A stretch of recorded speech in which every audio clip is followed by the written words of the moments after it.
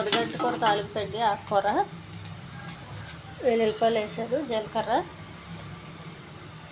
కొంచెం ఆవాలు.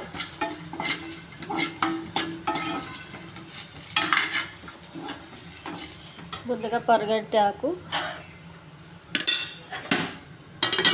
పెట్టుకున్నాను ఉడికించి.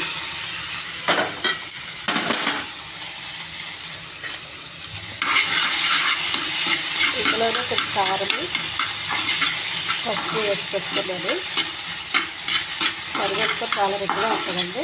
ఈ ఛానల్ నచ్చినట్లయితే సబ్స్క్రైబ్ చేయండి, షేర్ చేయండి, లైక్ చేయండి.